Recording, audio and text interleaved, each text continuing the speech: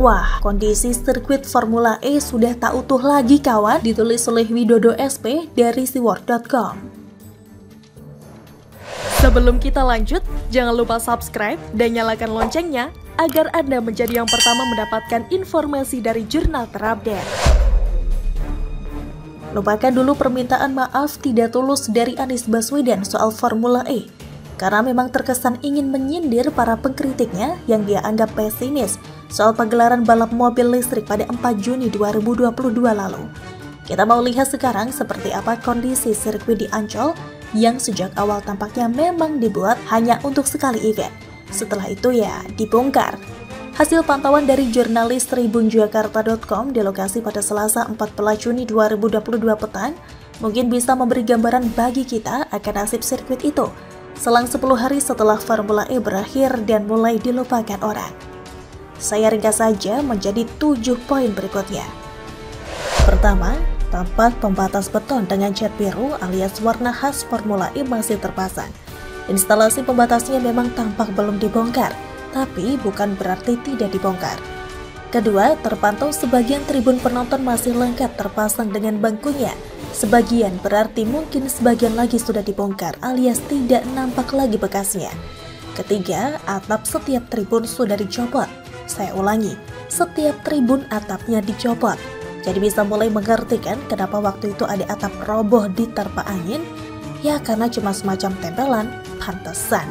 Keempat, instalasi bangku tribun sudah ada yang dilepas dan diletakkan di luar pembatas sirkuit. Nah, apa gua bilang tadi? Bangkunya pun terancam punah alias tidak nampak lagi. Kelima, di luar pembatas sirkuit sejumlah petugas keamanan disiagakan. Artinya, kawasan itu menjadi semacam restrict area, di mana nggak setiap orang boleh masuk dan melaporkan kondisi di dalam sirkuit itu. Mungkin kita perlu utus Aiman dari Kompas buat masuk ke sana lagi. Keenam, karena status restrict area tadi, keperluan liputan kudu punya izin resmi dari PT Jakarta Propertindo selaku pengelola sirkuit. Ketujuh, kalau awak media mau meliput, sementara hanya bisa mengambil gambar dari jalanan kawasan Taman Impian Jaya Ancol, yang berarti berada di luar area sirkuit. Wow, kok sirkuit dengan dana pengaspalan dan fasilitasnya yang kabarnya miliaran itu cuma mirip kayak persewaan terpal atau deklit di kampung saya setiap ada hajatan atau acara kematian ya. Begitu selesai acara langsung dibongkar. Jadi apa yang lantas mau dibanggakan oleh Anies Baswedan dan pendukungnya? Jangan-jangan setelah ini aspal mulai mengelupas, terus 6 bulan lagi menjadi kawasan terbengkalai. Dengan tanah berlumpur, rumput liar tumbuh di sana-sini, plus sesekali ada penampakan hantu si Marjubatan Ancol yang kemarin merasa terganggu terus menampakkan diri. Maaf warga Jakarta, khususnya pendukung beliau, Anda tampaknya kudu kecewa sekali lagi karena sirkuit yang sempat kalian banggakan, kini dibicarakan saja mungkin akan bikin mual. Begitulah kura-kura.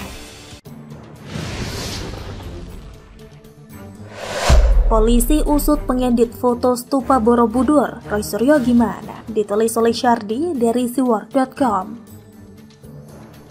Sebelum kita lanjut, jangan lupa subscribe dan nyalakan loncengnya agar Anda menjadi yang pertama mendapatkan informasi dari jurnal terupdate.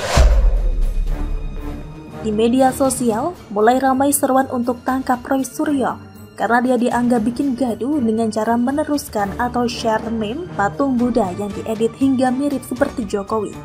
Mereka anggap ini bukan saja pelecehan terhadap kepala negara, tapi juga agama Buddha.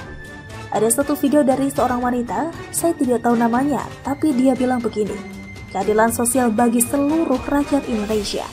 Seharusnya umat Buddha juga marah karena pelecehan ini. Dia juga bertanya-tanya kelanjutannya, apakah Roy Suryo akan diusut atau tidak? Kalau tidak ada tindak lanjut, berarti ada kemungkinan dia dipelihara atau ada yang melindungi. Saya setuju sekali soal ini. Masih ingat dengan kasus Ferdinand Huta Heian? Cuitannya tentang Tuhan lemah, berujung kasus hukum. Meski dia sudah minta maaf, proses hukum terus lanjut. Dia dihukum 5 bulan penjara karena membuat keonaran. Ahok lebih parah, dihukum 2 tahun penjara. Yang sebenarnya kita tahu karena tekanan massa. Padahal dia tidak ada maksud menghina atau menista. Minta maaf sudah, tapi tetap saja kelompok sebelah mengamuk hingga di luar batas kewajaran, bahkan melewati batas kegilaan. Di negara ini ada sindiran buat hukum di negara ini. Kasus akan cepat diusut kalau memenuhi 2 syarat, yaitu viral dan ditekan massa. Maka dari itu Roy Suryo sudah saatnya menghadapi kasus hukum. Dia harus tanggung jawab, bukan seenak jidatnya hapus postingan lalu bilang case close seolah itu masalah sepele. Padahal dalam pasal 45A ayat 2 Undang-Undang ITE berbunyi, setiap orang yang dengan sengaja dan tanpa hak menyebarkan informasi yang ditujukan untuk menimbulkan rasa kebencian atau permusuhan individu dan atau kelompok masyarakat tertentu berdasarkan atas suku, agama, ras, dan antar golongan atau sara. Menurut kabar terbaru, Polri sudah mulai mengusut pembuat foto stupa Borobudur yang diedit dengan wajah mirip Presiden Jokowi. Mereka sudah bergerak mendalami siapa pelaku yang telah membuat foto tersebut. Pertanyaannya adalah, apakah Roy Suryo juga ikut diusut? Kalau melihat kondisi seperti ini sih kayaknya Roy Suryo bakal aman. Tapi tidak tahu juga sih, sebagai mantan menteri punya gelar bangsawan, efek dari cuitannya jauh lebih dahsyat ketimbang cuitan orang awam tak dikenal. Harusnya dia sadar akan kelakuannya.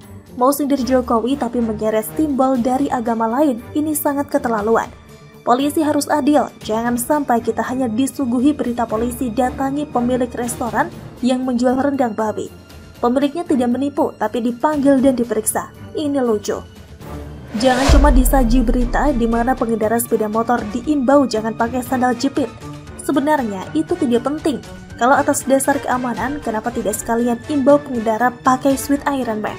Jadi kalau jatuh tidak kenapa-kenapa, masih bisa bangkit, tertawa sambil berpose seperti pahlawan bertopeng.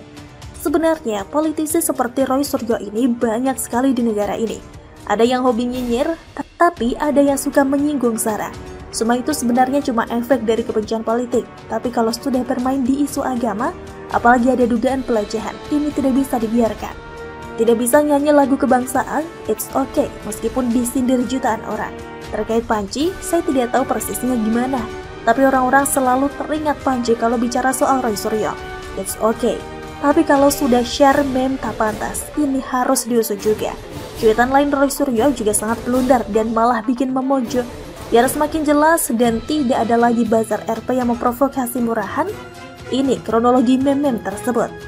Meme pertama diunggah @irutpagut 7 Juni 2022 pukul 9.36. Diunggah kembali oleh @newopang 9 Juni 2022 pukul 8.05. Meme satunya diunggah oleh @fly_free_dy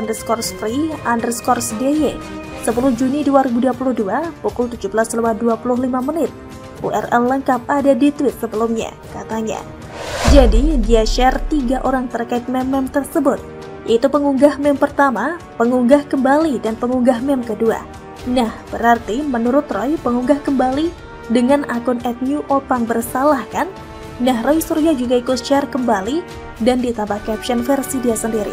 Jadi dia salah nggak? Dia pasti tahu meme itu salah dan tidak beradab. Tapi kenapa dia ceritakan di medsos? Sengaja atau memang mau provokasi? Dan kalau merasa tidak salah, silahkan Roy Suryo posting ulang cuitan yang sudah dihapus. Berani? Bagaimana menurut Anda?